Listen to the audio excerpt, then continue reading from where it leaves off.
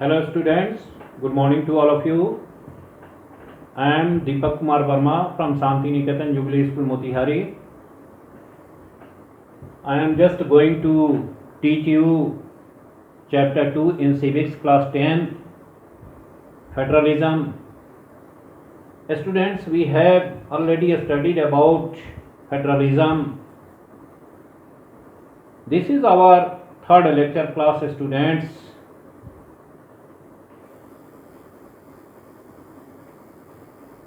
In this study, students, we have to study about some of the topics under federalism given here, and they are: how is federalism practiced in India? Students, whenever we talk about federalism, we talk about division of powers, separation of powers, clearly specified in the Constitution. We also talk about different levels of the government, because our federal structure is based on the principle of separation of power. So students, in this third lecture class under federalism, let us study with the topic: how is federalism practiced in our country India? Actually, students, we have studied in the earlier classes about what are different types of federations in whole of the world, and then we had got that in whole of the world federations are of two types: coming together federation and holding together federation. We have also studied about key features of federalism and definition of federalism, but in this lecture class we are basically going to study about how is federalism practiced in India. Here federalism means Sanghvad. Students, as we all know that in whole of the world there are two different types of governments: federal government and unitary government. Federal government means Sanghiya Sarkar, unitary government means Ekatmak Sarkar, and we have already studied about what is a federal government and what is a unitary government. But here we have to clearly study about how is federalism practiced in our country India. Students, whenever we try to get the answers of the question, we come to know that in India federalism is practiced in the following ways. Number one, linguistic states. Students, whenever we talk about linguistic states, we talk about states which have been formed on the basis of languages, culture, ethnicity and geography. Linguistic means related to language, but here I would like to tell you that the Hindi meaning of ethnicity is Jatiyata. Students, all the areas of our country are not similar in many contexts. They are different in their geography, culture, civilization, ethnicity and language related matters. But as we have formed a federal structure in our country in the Constitution, that is why we have to give proper respect to each and every thing here. Students, whenever we talk about linguistic states, we come to know that some of the states in Indian federal system have been made on the basis of language, culture, geography and ethnicity, means jatiyata in Hindi, because we have our specified recognition in these fields. A person living in Jammu and Kashmir can be different from a person living in Kerala in many contexts. In many contexts here means in the form of language, culture, civilization, living style, eating style, wearing style and so on.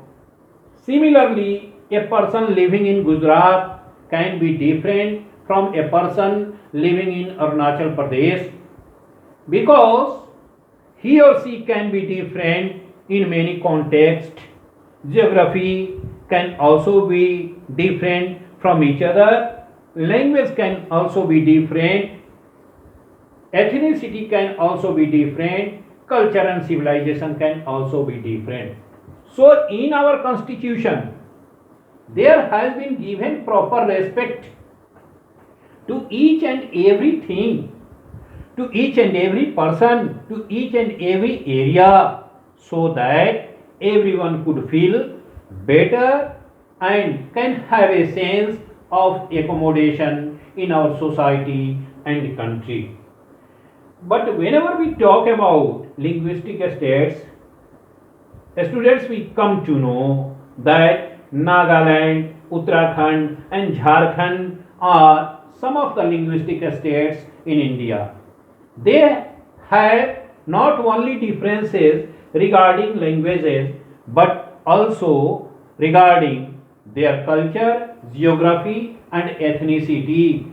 Once again, jatiyata.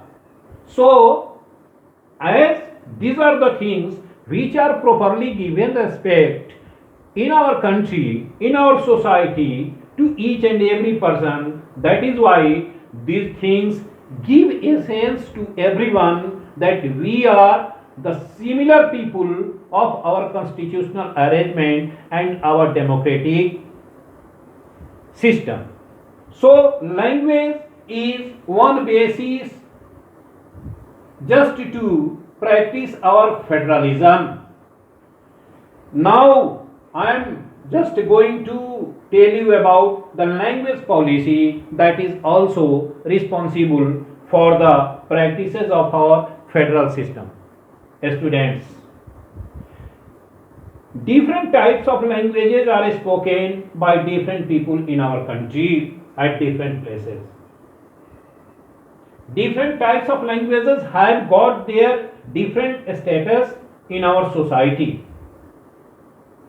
But one thing is very important, that Hindi is mostly spoken by many and many people in our country.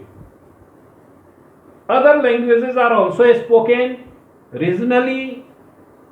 There is no ban at all on the people regarding specified languages that they have to speak. They can speak their own language in their own way, in their private as well as public spheres. So, language is another topic of discussion regarding practices of federalism in India, and here I would like to tell you, students, that an important effort was made in our country by the central government in 1965 that Hindi should be made the national language of India, because more and more people speak Hindi in our country, and almost more than 40% of the total population in our country speak Hindi.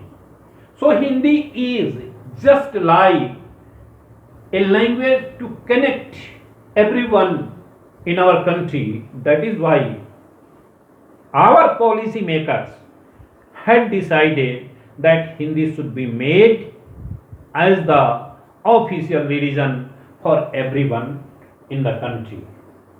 But it was also decided that the regional languages should also be given proper respect. They should not be denied. But some of the southern states like Andhra Pradesh, Tamil Nadu, Karnataka and Kerala were just opposite, and they just denied the very policy of the central government. They agitated themselves. They just started a type of movement against the very proposal made by the central government regarding official language in the form of Hindi. They never liked this very policy that Hindi should be made the national language of India. They opposed a lot. They hesitated. They just started their movement against this very viewpoint of the central government. So, students, here I would like to tell you that the central government had just to stop its a very policy of making Hindi as the national language, because it was felt then that this could be a reason of the division of the society and nation on the basis of language.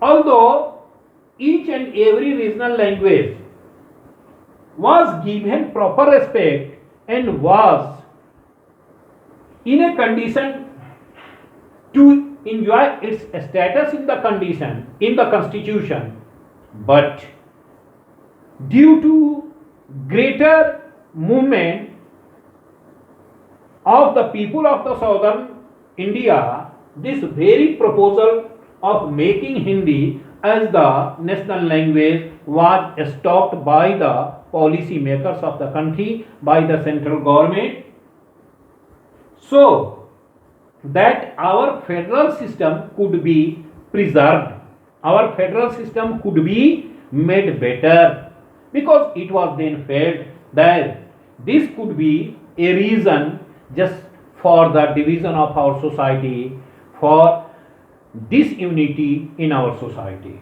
So the very proposal of making Hindi as the national language due to greater opposition of the people of the southern country was stopped.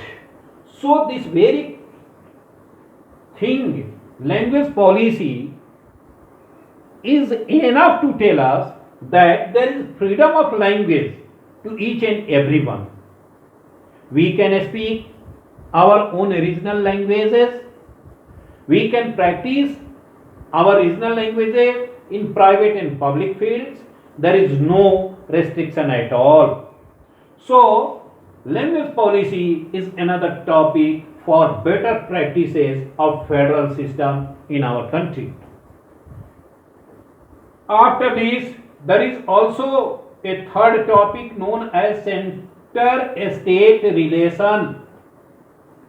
Students, we have come to know that India is an example of federal system, and in our federal system there is existence of the central government and state governments. In the constitution, both levels of the government have got their powers and positions specified clearly in the constitution. Central government cooperates state governments, and state governments also cooperate central government in many ways, because we have a system of cooperative federalism.